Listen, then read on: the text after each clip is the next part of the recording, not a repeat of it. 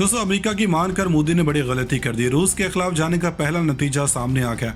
Joe Biden के कहने पर यूक्रेन की मदद को भारतीय फौज भेजने की भारी कीमत अदा करना पड़ गई। मोदी ने अपनी ही फौज को मौत के मुंह में धकेल दिया। दुनिया में एक नई लड़ाई छिड़ने का खदशा। रूस और भारत की दोस्तियां दुश्मनी में बदलने लगी। अमेरिका की डबल गेम काम करने लगी। भारत ऐसी दलदल में फंस गया कि मोदी आगे का रहा ना पीछे का। रूस के खिलाफ फौजें भेजकर अमेरिका को दोस्ती का सबूत देना भारतीय फौज के लिए इबरत बन गया। अमेरिका दुश्मनों से ज्यादा दोस्त बनकर खतरनाक निकला। मोदी की अमेरिका दोस्त पॉलिसी भी किसी काम न आई। यूक्रेन में गैर मुल्की फौजियों की शामत आ गई। भारतीय फौज के लिए यूक्रेन में ऐसा फंदा तैयार किया गया कि मोदी की टांगें भी कांप गईं। खुद को दुनिया की तीसरी बड़ी दिफाई ताकत कहने वाला भारत रूस के आगे बुरी तरह ठूस हो गया। भारतीय फौजियों ने यूक्रेन का रुख करके अपनी मौत को दावत दे दी। पुतिन ने अपने ऐलान के ऐन मुताबिक आने वालों को निशाने इबरत बना दिया। हालात बदलने लगे। दुनिया भर में इमरजेंसी नाफिज करने का फैसला कर लिया गया। चीन ने भी फौज को हाई अलर्ट कर दिया। रूस के बाद चीन ताइवान या लद्दाख में कौन सी बड़ी कार्रवाई करने का इरादा रखता है। माहिरीन ने ऐसी खबर से पर्दा उठाया कि सुनकर दुनिया हक्की बक्की रह गई। वीडियो में आगे चलकर तफसील से आपको ये भी बताएंगे कि भारतीय अफसर इस वक्त कहाँ मौजूद था और दौरान जंग इसको क्या जिम्मेदारी सौंपी गई थी। दोस्तों, नरेंद्र मोदी ने राह जाते लड़ाई अपने गले डालकर डबल गेम खेलने की कोशिश की है। रूस यूक्रेन जंग में भारत जितना गैर जानबदार था, इसने इतना ही खतरनाक फैसला कर दिया। दरअसल जैसे ही यूक्रेन भारत जंग शुरू हुई थी तो नरेंद्र मोदी रूस के खिलाफ किसी भी ऐसे बयान और इकदाम से गुरेज कर रहे थे जिससे दोनों ममालिक के मबैन दिफाई ताल्लुकात खराब हों। लेकिन अमरीकी प्रेशर ने ऐसा मुमकिन नहीं होने दिया। अमेरिका ने हमेशा की तरह अब के बार भी अपने इत्तेहादियों को मौत की वादी में उतारकर खुद सिर्फ ऑब्जर्वर का किरदार अदा करने का फैसला किया। और अब जैसे ही इसके इत्तेहादियों को शिकस्त होगी तो अमेरिका इस जंग में कूद के ऐसी गेम चलाएगा कि सारी फतूहात को अपने ही नाम कर लेगा। यूक्रेन और रूस के मबैन हालात बहुत कशीदा हैं और जंग बदस्तूर जारी है।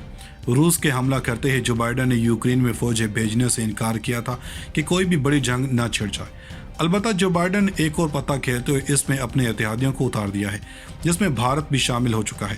दोस्तों, रूस और भारत के अच्छे ताल्लुकात थे, लेकिन नरेंद्र मोदी ने दोनों एतराफ से ताल्लुकात बचाने की कोशिश में रूस के खिलाफ ही 500 जंगजू भेज दिए हैं, जिसका मतलब यह है कि अब भारत भी रूसी फौज पर हमला करने वाला है। पुतिन ने जंग के अवाइल में ही यह बयान दे दिया था कि जो भी मुल्क रूस यूक्रेन में कूदेगा, इसका अंजाम वो करेंगे जो दुनिया में किसी ने नहीं देखा होगा। और इसके बावजूद मोदी के बहादुरी ने यह चैलेंज भी कबूल कर लिया। दोस्तों, भारत इस वक्त शदीद मुश्किलात का शिकार है और अमरीकी पाबंदियों की तलवार भी मोदी के सर पर लटक रही है। अगर नरेंद्र मोदी जो बाइडेन की बात मानकर रूस के खिलाफ कदम नहीं उठाएगा तो भारत को भी शदीद पाबंदियों का सामना करना पड़ेगा। लेकिन साथ ही साथ पुतिन के साथ किया हुआ S-400 का मुआहदा भी खत्म हो सकता है। दोस्तों, यूक्रेन रूस जंग के दरमियान हिंदुस्तान और चीन के बकिया मुतनाज़ इलाकों को हल करने के लिए मीटिंग के 15वें दौर पर इत्तेफाक किया है। 15 मार्च को दोनों ममालिक के फौजी कमांडर मशरक़ी लद्दाख के चौशोल में यह अहम मीटिंग करने जा रहे हैं। हिंदुस्तान के दिफाई ज़राए की माने तो तनाज़े को हल करने के लिए हाल ही में दोनों ममालिक हिंदुस्तान और चीन के जो बयान सामने आए हैं वो मुस्बत और हौसला अफजा हैं। दोनों ममालिक अब बकिया फ्रिक्शन एरिया यानी कि मशरक़ी लद्दाख से मुतसल्लिक़ मुतनाज़ इलाकों को हल करने पर तवज्जो मरकूज़ करेंगे। मालूमात के मुताबिक 11 मार्च को होने वाली मीटिंग हिंदुस्तान के कहने पर बुलाई गई है और ये लद्दाख के चशोल मोल्डो मीटिंग पॉइंट पर हिंदुस्तान की सरहद पर होगी। आपको बता दें कि मशरक़ी लद्दाख से मुतसिल लाइन ऑफ एक्चुअल कंट्रोल पर गुज़श्ता 22 माह से हिंदुस्तान और चीन के दरमियान तनाज़े चल रहा है। तनाज़े के हल के लिए दोनों ममालिक के दरमियान 14 दौर की मुलाकातें हो चुकी हैं। इन मीटिंगों के जरिए गालवान वैली पेंगोंग के शुमाली फिंगर एरिया और जनूबी यानी कि इलाश पहाड़ी सिलसिले गोगरा और गरम चश्मा जैसे मुतनाज़ इलाकों को हल किया गया। लेकिन अब भी डेप्सिंग प्लेन और डेमचुक जैसे इलाके हैं जहां तनाज़े जारी है। 15वें दौर की मीटिंग में इसी तरह के मुतनाज़ इलाकों पर तबादला ख्याल किया जाएगा। दोस्तों, चीन के वज़ीर ख़ारजा वांग यी ने कहा कि चीन की रेड क्रॉस यूक्रेन को जितनी मुमकिन हो इंसानी इमदाद फराहम की जाएगी। साथ ही इन्होंने अपने मुल्क के साथ रूस की दोस्ती को सराहते हुए चट्टान की तरह मजबूत करार दिया। खबरसां इदारे राइटर्स की रिपोर्ट के मुताबिक चीन ने यूक्रेन पर रूस के हमले की मजम्मत कि इसे फौजी कार्रवाई करार देने के बजाय मगरबी ममालिक से कहा था कि रूस के जायज़ सिक्योरिटी खदशात का एहतराम करे।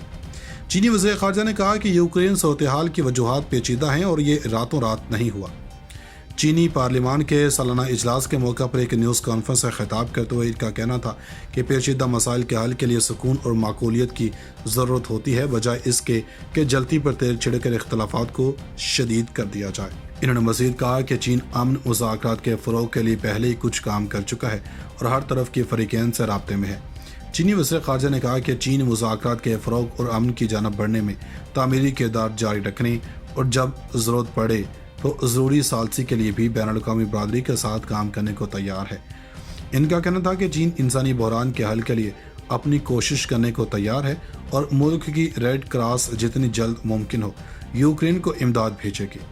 ताहम इन्होंने इमदाद की तफसीलात नहीं बताई और ये पहली मरतबा है कि चीन की जानब से इसे इस किस्म की इमदाद का ऐलान किया गया।